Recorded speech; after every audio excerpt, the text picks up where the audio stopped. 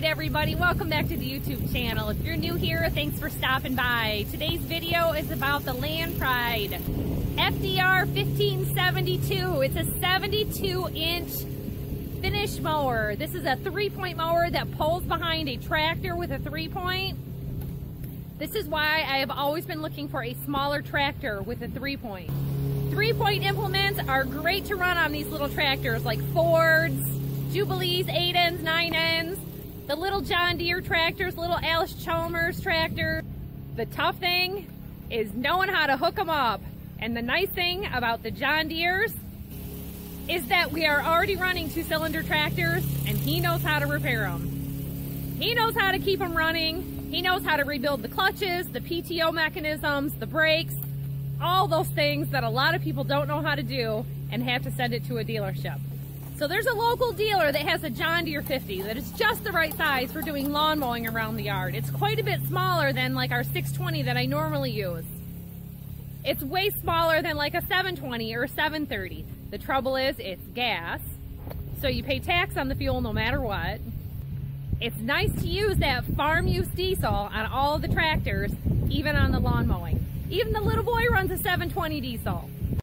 So I went ahead and started in last night by removing the protective shields or pulley covers so that I could go ahead and just start scraping some of the loose paint off. Some of the stickers are going to go. There's no reason to try to tape off some of these stickers, so some of them are going to be retired, taken right off. The thing that I'm finding out about this particular mower is that it has had some sort of repairs done to it at some point. The back 2 wheels were very small. They were about a 6 or 7 inch solid rubber wheel. I had a 10-inch wheel over here and a 8-inch wheel over here. Now this 8-inch was like a 8x2. That one was a 10x3 1/4. We had noticed last year we're having a little trouble with the belt jumping. Now I don't know if it had anything to do with the wheels not being level or not. We had considered selling it. I had actually talked to somebody about it and he pointed out that my wheels were mismatched. Well, I thought, yeah, I knew that the one was mismatched from the front, but I thought the back wheels were supposed to be as they were. So I kind of dug into it a little bit. I pulled up the manufacturer booklet and found out that they were supposed to be 10 by 3 1/4 with a 1/2 inch axle. So I went ahead, did my favorite shopping source, got on eBay, and guess what? $49.99 a piece. So for a whopping $200, I can have matching wheels. Well, I played around with my paint a little bit and I could not get quite the right color. I got Rust-Oleum's sand color and the Landpride quart was, I don't remember what it was, $30 or $60. But a quart of Rust-Oleum is $8.95-ish. And you can get the little 1/2 pint if you need to adjust the color. Now sometimes with those paints you can have the paint department mix them for you, but because they're Rust-Oleums and they're already mixed, I just mixed it up myself. I got a little bit of the dark flat brown and I mixed it in until I had the right color. And it was close, so I did my first coat with that and it was too beige. Like too white beige. The little boy even kept saying white, white. And so I knew even here in the full sun with my little test sample, it was too light, but it was good for a first coat. So then I added some John Deere yellow to it that I had on hand and I got just the right color. Now mind you, I had it all together.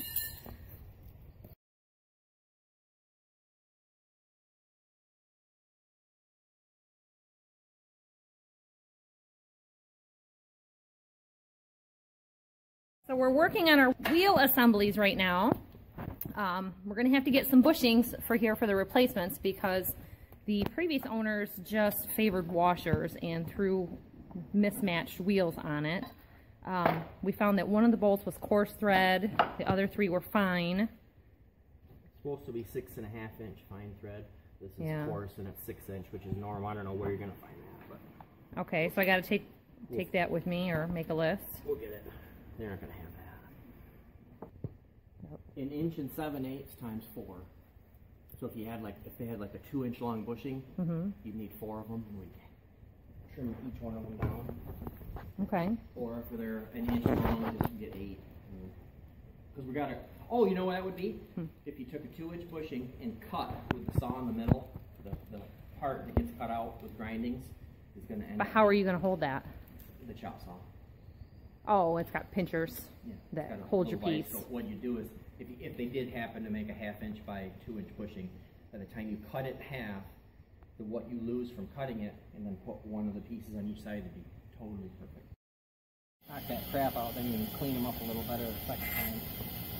Okay, that makes sense. He is making some bushings for me right now. And neat trick to learn. We checked them out at the store and they're about $2.50 a piece. If you use 3/4 inch pipe, it's just the size that you need to slip over the 1/2 inch bolt. So he's got his chop saw, and the safe thing about it, and what I was asking him before, is it's actually got this vise right on here to hold your work in place. So no fingers will be lost in the work. So then he's taking his grinder here to polish them up, and then he's using the bolt to knock off the little bit of slag that's in the middle from cutting it. Right there. So this is what we would have paid $2 for at the hardware store, and we needed 8 of them. My one bolt that I was short on, he said there was a 6-inch bolt and it needed to be 6.5, so I was able to get a 7-inch bolt. And you're going to cut the threads off the end of that 7-inch, or is it okay? Yeah, we might. So I picked up a 7-inch coarse thread at the hardware store, and I got 3 of them for $2.08. So that package of 3, right there, a single one that was going to be a 6.5 inch was going to cost us $11 and some change if CarQuest was going to get it for us from a bolt supply company that's in Michigan. And they were going to have it later on today, but he can just take his chop saw and cut off any extra so there's not getting grass and tall fescue grass wrapped around it. That's no good. It looks real junky. Now, what's the problem that the finish mower had a lot is that made me see the attention that it needed in the wheel department, is that it had a lot of grass wrapped around spindles and bushings and things that were not ever even supposed to be there. And because they had the rear wheels the wrong size, they had stacked on all kinds of washers to make up for not wanting to go spend the money for bushings. And I had looked at bushing kits before. So these bushing kits that I found were for each individual spindle. So right here, we're just down to the factory recommended, and then if you need to balance something out, then you can do it with extras. So I've got a couple extras, but I'm making them all matching, so if they have the 3. I've got the grease zerks all fixed up. I'm going to go ahead and reassemble all of these. One of them, because they had the smaller bolt on it, they really pinched this one in. So I'm going to video him. He's going to space this out with a block of wood and something, maybe the vise. I'm not sure what he was talking about. He's going to do that. So, interesting. We're just fixing the whole thing up, and it's going to all run better. Okay, show me how you just straighten that out again. I didn't have the camera on. So, he's so smart. Whoever pinched it. They didn't have enough washers, so they pinched them all in a little too tight. Yeah. To make up for their bad wheels and everything. So, he was able to straighten it just like that without any heat. No supermassive pounding or anything. Now, don't do it too much. You only got 6.5 inches.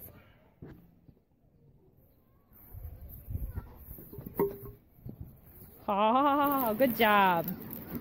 So if you saw at the beginning of the video, I took a lot of garbage off of these wheels. It was insane.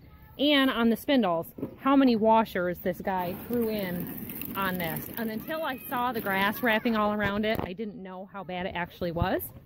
So, slick guy here to straighten it out, put the spindle on the mower upside down, and I said, well, bring them all out here and we'll assemble the wheels here instead of trying to do it anyplace else, because it's the perfect setup. Ooh, here's my homemade bushings. So now, I opened them up a little too far just to make sure it went. Now when we put them back, it'll go right, and these will end up being perfect. Okay, that's real good. Here, Trey, we gotta use some of these. These are the right ones. Do you have a right one? Yep, that's the right one.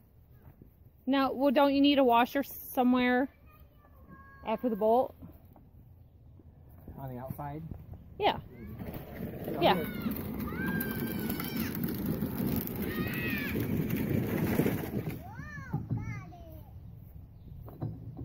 I appreciate your guys' help with this. Now, yeah. Yeah, we're doing parts. Mm-hmm. Yeah.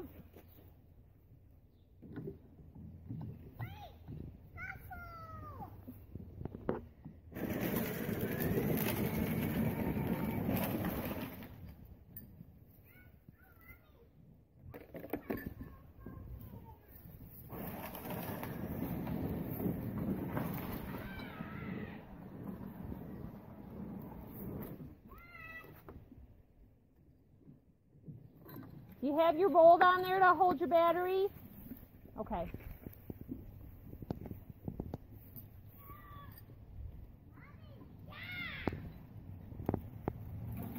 That's extra.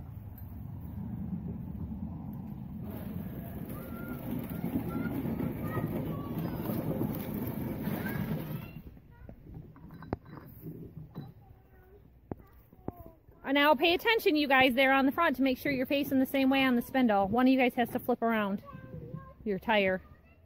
Flip your tire around the other way. Yeah. Yep. For Zerks or something? Yeah. Or the bear, yeah. So that later on, it's like the wheels on a car, you know. How do we do over there? Fine, I checked. I wanted them so that you see the bolt heads, you know, once we flip everything over.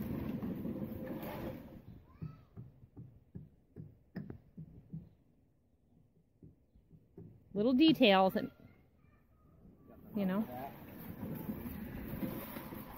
You said there was a new eyelet for over there to switch out. You got it.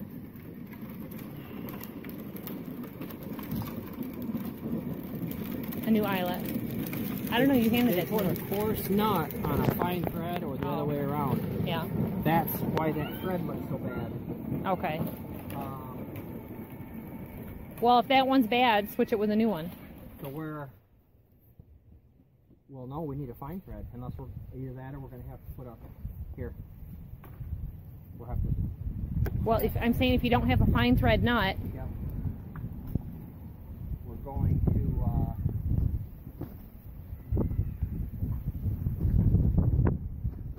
in reality. They're supposed to be where they are. On the bottom? Yes. Okay. Do you want to lift this up, or can I lift it up? Yep, we can lift it up. And then any extra spacers you could put on the top. And there were a couple extra spacers so that if you needed to adjust anything. Jack, would you go on the shop floor? There's 2 or 3 of these sitting where I was working in that middle section.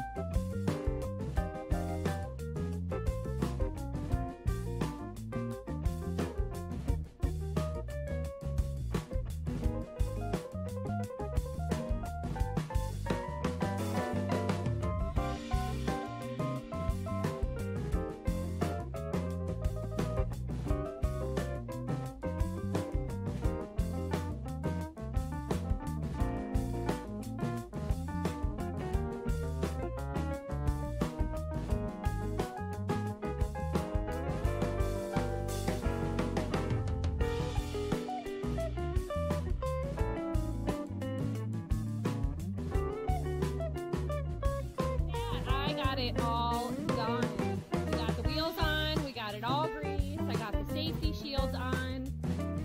We even attached the PTO drive line. She is ready to mow. Unfortunately, the lawn is getting really crispy wherever the kids have done their push mowing. It's in the 90s this week, and it's going to be 4th of July soon, and normally we are cutting hay 4th of July. Everyone in the family kind of got in on working on this in one way or another. We ended up having an entire day working in the shop. Jack was using the push mower over on the other side of the lawn, and he was mowing where he wasn't supposed to be, and he threw off the timing or did something to the push mower.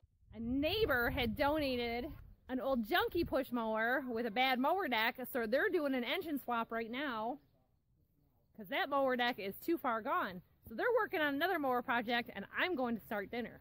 So that's it for today, everybody. That's it for the Landpride finish mower. We'll catch you all next time. Thanks for watching. Don't forget to hit that thumbs up button for us. And if you're not already subscribed, do it now. It's free. It doesn't cost anything. Bye.